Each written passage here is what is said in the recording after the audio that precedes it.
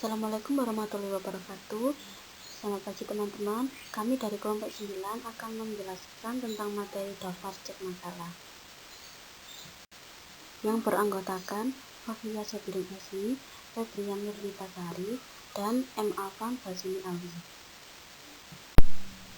Pengertian daftar cek masalah. Daftar yang berisi pernyataan-pernyataan yang merupakan masalah yang diasumsikan biasanya dialami oleh individu dalam tingkat perkembangan tertentu. 4 bidang sesuai dengan bidang bimbingan.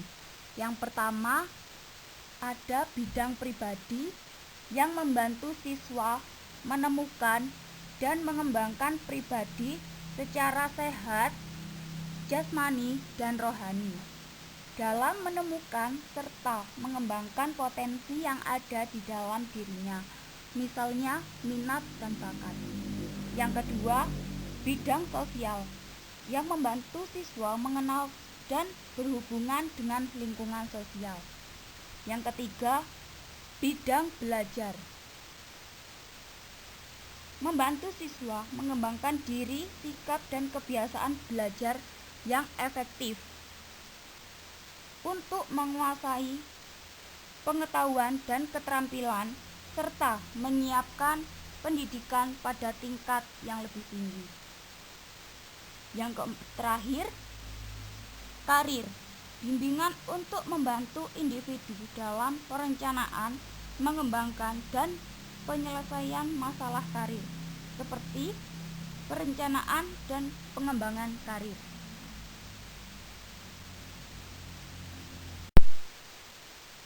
Ada beberapa aspek yang berusaha diungkap lewat daftar cek masalah atau DCM.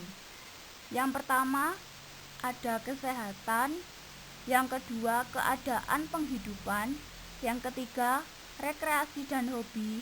Yang keempat, kehidupan keluarga. Yang kelima, agama dan moral. Yang keenam, kehidupan sosial dan keaktifan berorganisasi. Yang ketujuh, hubungan pribadi. Yang kedelapan, muda-mudi. Yang kesembilan, penyesuaian terhadap sekolah. Dan yang terakhir, masa depan dan cita-cita pendidikan jabatan. Pengertian metode inventory daftar cek masalah atau DCM. Suatu metode untuk mengumpulkan data yang berupa suatu pernyataan tentang sifat, keadaan, kegiatan tertentu, dan sejenisnya. Setiap pernyataan yang cocok dengan dirinya diisi cek atau tanda-tanda lainnya yang ditetapkan, sedangkan pernyataan-pernyataan yang tidak cocok dengan dirinya tidak perlu diisi. Kompetensi dan indikator DCM atau daftar cek masalah. Setelah mempelajari DCM, diharapkan peserta bisa memanfaatkan daftar cek sebagai salah satu teknik untuk memahami konseli yang hendak dibimbingnya. Indikator peserta telah mampu memanfaatkan daftar cek ditunjukkan dalam 4 macam, yaitu yang pertama, menyusun daftar cek sesuai tujuan dan subjek yang dipahami. Yang kedua, mampu melaksanakan asesmen dengan menggunakan daftar cek. Yang ketiga, mampu melakukan analisis terhadap data hasil daftar cek.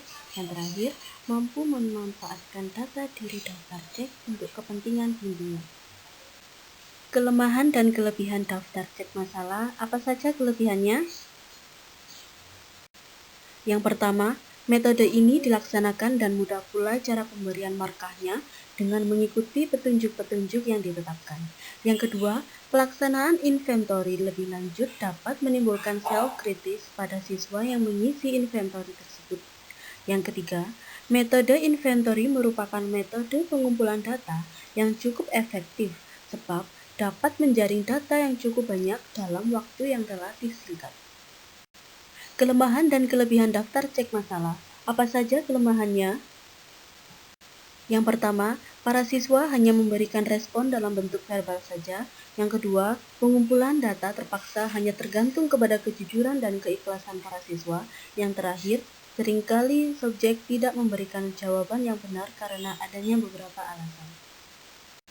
Baik, yang selanjutnya langkah-langkah dalam pembuatan data cek masalah ada dua, yaitu yang pertama, konselor menyiapkan bahan sesuai dengan jumlah siswa.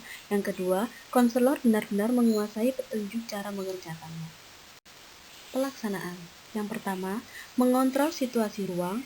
Yang kedua, konselor memberikan penjelasan tentang maksud dan tujuan penggunaan tujuan. Yang ketiga, memberikan instruksi terhadap siswa untuk mempersiapkan alat-alat tulis.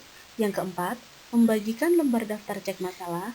Yang terakhir, memberikan instruksi kepada siswa untuk menulis identitas diri dan tanggal pelaksanaan daftar cek masalah siswa. Yang pertama, metode ini dilaksanakan dan mudah pula cara pemberian markahnya dengan mengikuti petunjuk-petunjuk yang ditetapkan.